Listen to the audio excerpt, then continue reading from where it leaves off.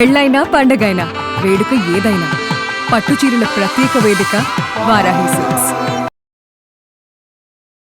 నమస్తే, welcome to Suman TV. నేను పద్మిని. ప్రస్తుతంతో పాటు ప్రముఖ ఆధ్యాత్మికవేత్త, దత్త ఉపాసకులు, శ్రీపాద శ్రీవల్లభ దత్తపీఠం వ్యవస్థాపకులు శ్రీమతి లతా దత్త గారు మనతో పాటు ఉన్నారు. మాట్లాడదాం. నమస్తే అక్క. నమస్తేరా. అక్క ఎలా ఉన్నారు అక్క?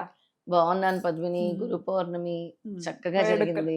అసలు మామూలుగా జరగలేదు. అవును. నిజంగా చాలా చాలా సంతోషం. స్వామి అలా ప్రతి ఒక్కటి చేయించుకుంటున్నారని అనిపిస్తుంది.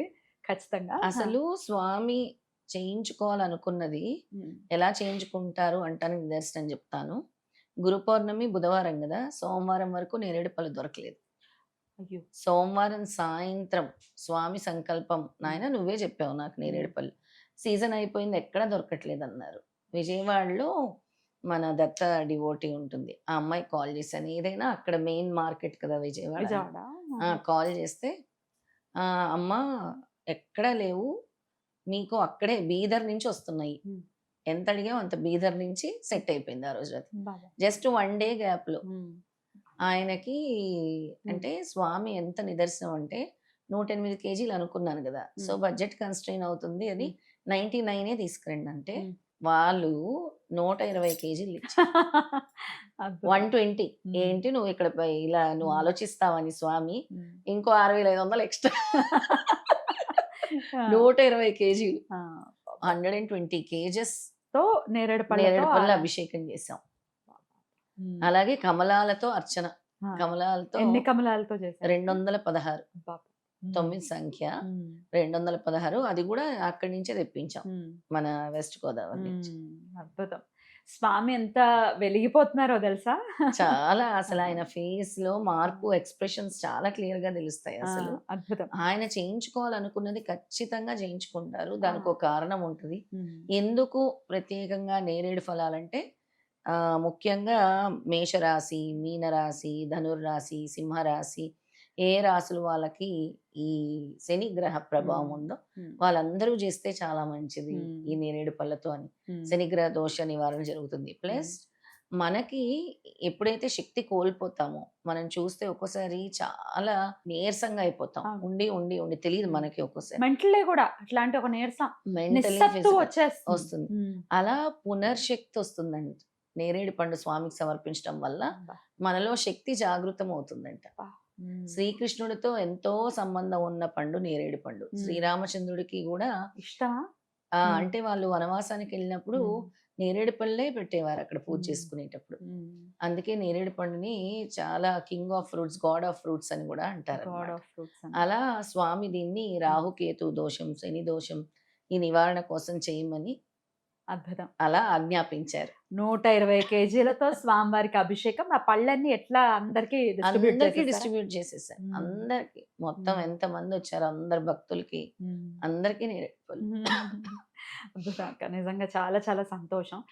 ఇంకా ఒకవేళ దొరుకుతూ ఉంటే నేరేడు పళ్ళుతో స్వామివారి ఆరాధన చేసుకోవచ్చు కదా? చేసుకోవచ్చు ఖచ్చితంగా. ఆ ఋతువులో దొరికే ఫలాలతో చేస్తే చాలా మంచిది. అంతే, ఖచ్చితంగా. చాలా గురువు గారితో వీడియో చేస్తే పిల్లలకి జ్ఞానం అనేది బాగా పెంపొందాలి, బాగుండాలి, వాళ్ళు చదువుల్లో ముందుకు వెళ్ళాలంటే నేరేడు పళ్ళు నివేదిస్తే కూడా చాలా జ్ఞాన వృద్ధి జరుగుతుంది అని చెప్పారు. జ్ఞాన వృద్ధి జరుగుతుంది నేరేడు పళ్ళు వల్ల. నేరేడు పండు మనము బ్రాహ్మణుడికి గుడిలో బ్రాహ్మణులకి దానం ఇస్తే భూదానం చేసిన ఫలితము. అంత ఫలితం, అంతటి ఫలితం అది ఎవరికి తెలియదు అనమాట. తర్వాత మనకు తెలియని సర్పదోషాలు, రాహు దోషాలు, అందుకే రాహుకేతు అన్నారు, అవి కూడా నివారణ జరుగుతాయి ఈ నేరేడు పళ్ళు దానం వల్ల. అద్భుతం అద్భుతం. అట్లాంటి నేరేడు పళ్ళతో చక్కగా స్వామివారికి ఆరాధన చేసుకున్నారు. ఓకే. ఈ 2 రోజులు, మరుసటి రోజు గురువారం నాడు ఏం చేశారు? గురువారం నాడు కమలాలతో అర్చన, సత్యదత్త వ్రతం చేశారు. అవన్నీ చాలా బాగా జరిగాయి. నామస్మరణతో మారు మ్రోగిపోయింది పీఠం అంతా కూడా. అఖండ సిద్ధమంగళ స్తోత్రం దాదాపు 1000 మంది వరకు అటెండ్ అయ్యారు. అంత చిన్న ప్లేస్ లో ఎట్లా అకామిడేట్ చేయగలిగారు అక్క? అంతా స్వామి కృప.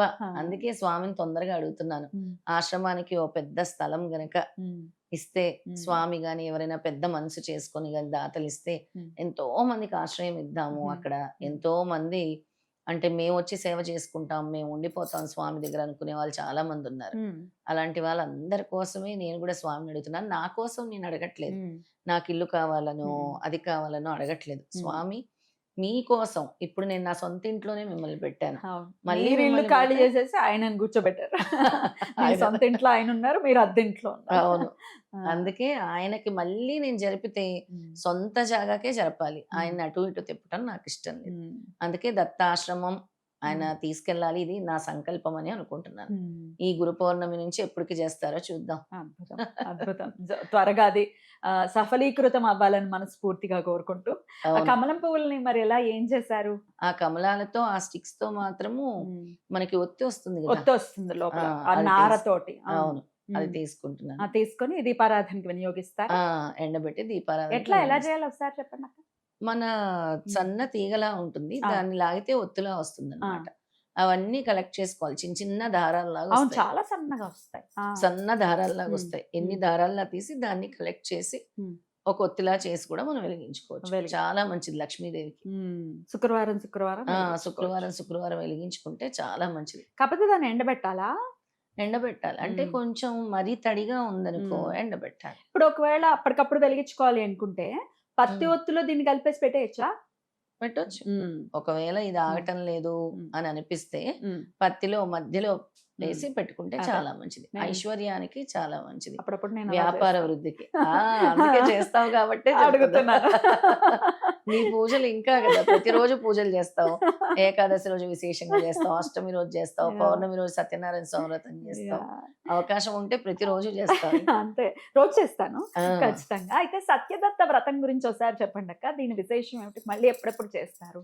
సత్యదత్త వ్రతం అనేది ప్రతి పౌర్ణమికి చేసుకుంటే మంచిది. ఎందుకంటే ప్రతి పౌర్ణమి దత్తాత్రేయ స్వామికి ప్రత్యేకమైన రోజు. మన కోరికలు నెరవేరాలంటే ఈ సత్యదత్త వ్రతం చేసుకోవాలి. సత్యనారాయణ స్వామి వ్రతం ఎలా చేసుకున్నామో ఈ సత్యదత్త వ్రతం చేసుకోవటం వల్ల అంతటికంట ఎక్కువ ఫలితం. ఎందుకంటే త్రిమూర్తి ఆరాధన చేస్తున్నాం మనం, దత్తాత్రేయ స్వామి ఇందులో కూడా ఆరాధన. నవగ్రహాల ఆరాధన అన్నీ వస్తాయా? అన్నీ వస్తాయి. ఓకే. సేమ్ మనం సత్యనారాయణ స్వామి వ్రతం ఎలా మ్మ్. చేసుకుంటాం ఆ. అలాగే వస్తాయి. ఇందులో ముఖ్యమైన గురు శిష్యులకి సంబంధించిన కథలు ఎక్కువ కథలు వస్తాయి. ఉంటాయి. సత్యదత్త వ్రతంలో గురు పరంపర, గురు శిష్యుల కథ. ఈ కలియుగంలో నేరుగా దత్తాత్రేయ స్వామి వచ్చి ఎవ్వరికి దర్శనం ఇవ్వరు. ప్రతి ఒక్క దత్త భక్తులు గాని అందరు కూడా అర్థం చేసుకోవాల్సింది ఏంటంటే, నాకు దత్తాత్రేయ స్వామి ఆరాధన కావాలి, దత్తాత్రేయ స్వామిని చేరుకోవాలంటే మాధ్యమంలో గురువు ఉండాలి. ఉంటేనే స్వామిని చేరుకోగలరు. గురువు ముఖత ఆ బీజ మంత్రాన్ని మీరు తీసుకొని ఎప్పుడైతే సాధన ఉపాసన చేస్తారో అప్పుడే స్వామి మీకు చూపిస్తూ ఉంటారు నిదర్శనాలు. ఈ గురు పౌర్ణమి సందర్భంగా ఎంతో మంది మాకు సరైన గురువు కావాలి అని అనుకుంటున్నారు పద్మిని. అయితే సరైన గురువు కావాలనుకునే వాళ్ళందరూ కూడా మీరు ముఖ్యంగా దిగంబర దిగంబర శ్రీపాద వల్లభ దిగంబర అని 21 రోజులు నామస్మరణ చేయండి. మీ జీవితంలో నాకు దత్తాత్రేయ స్వామి ఒక గురువుని చూపించాలి, సరైన గురువు, కరెక్ట్ నా లైఫ్ పాత్ గురువు చూపించాలి అనుకుంటే 21 రోజు దిగంబర దిగంబర శ్రీపాద వల్లభ దిగంబర అని అనుకోండి, రోజు అనుకోండి. దాంతో పాటు నేను ఇదివరకు కూడా చెప్పాను, దత్తాత్రేయ స్వామి మీకు కల్లోకి రావాలి అని అంటే ఎద్గులో వనికం వౌషట్, ఎద్గులో వనికం వౌషట్, ఎద్గులో వనికం వౌషట్ అనుకుంటుంటే అనే మంత్రాన్ని ప్రతిరోజు చదువుకోండి. కానీ దాంతో పాటు దిగంబర నామస్మరణ చేస్తేనే ఇంకా ఎక్కువ ఫలితం ఉంటుంది. మీకు సరైన గురువుని అప్పుడు చూపిస్తారు స్వామి. 21 రోజులు అయిన తర్వాత అప్పుడు ఎద్గులో వనికం వౌషట్ చదువుకోండి. ఎన్నిసార్లు చదవమంటారు? అది పడుకునే ముందు చదువుకునే మంత్రం. స్వామి కల్లోకి రావాలంటే 21 సార్ల నుంచి 108 సార్లు వరకు చదువుకోవచ్చు. చదువుకొని పడుకో. తప్పకుండా స్వామి కల్లోకి వస్తారు. స్వామి సరైన గురువుని చూపిస్తారు. స్వామి గురు చరిత్ర పారాయణం చేస్తే గురువుని చూపిస్తా అని చెప్తారు, లేదా గాన్గాపూర్ వెళ్తే గురువుని చూపిస్తా అని చెప్తారు, లేదా నువ్వు అన్నదానం చేయి, లేదా గోశాలకు వెళ్ళిరా అప్పుడు నేను గురువుని చూపిస్తా అంటారు. స్వామి అంత ఈజీగా గురువుని చూపించారు. ఉంటాయి నువ్వు ఇది చేయి అప్పుడు నీకు సరైన గురువు పరిచయం అవుతారు, లేదా నువ్వు అనుకోకుండా నీ గురువు నీ కల్లోకి వస్తారు అని కూడా చెప్తారు. ఆ గురువు ముఖాన్ని కూడా గుర్తుపెట్టుకోవాలి, చూపిస్తారు, గుర్తుంటుంది కూడా. అలా గురువుని చూపిస్తారు. అలా గురువుని చూపించిన వాళ్ళందరూ కూడా మాకు మెసేజ్ చేయండి ఈ ఎపిసోడ్ లో. ఏంటి అంటే, ఎవరైతే మీ జీవితంలో గురువు కావాలనుకుంటున్నారో, ఎవరైతే మీ జీవితంలో అంధకారం తొలగించి సరైన మార్గం కావాలనుకుంటున్నారో దత్తప్రభువు ఉమ్. మాకు సరైన గురువుని చూపించాలి అని మనస్ఫూర్తిగా అనుకొని దిగంబర దిగంబర శ్రీపాద వల్లభ దిగంబర దిగంబర దిగంబర శ్రీపాద వల్లభ దిగంబర రోజు ఒక మాల నుంచి 10 మాలలు అంటే 108 నుంచి 1008 వరకు జపం చేయండి 21 రోజులు. ఉమ్.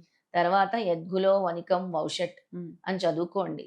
కలలోకి స్వామి వచ్చి చెప్పాలి అనుకునే వాళ్ళు. Right. ఒక్కోసారి ఈ మంత్రం ఎద్గులో వనికం ఔషధ్ చదవకుండా కూడా కల్లోకి వస్తారు. ఉమ్. దిగంబర నామస్మరణ అనేది మనని ప్యూరిఫై చేస్తుంది. Right. మన యొక్క నెగిటివిటీని దూరం చేస్తుంది. చాలా అద్భుతంగా స్వామి సేవలో మీరుంటూ అందరినీ కూడా ఆ పాత్రలో నడిపిస్తున్నారు.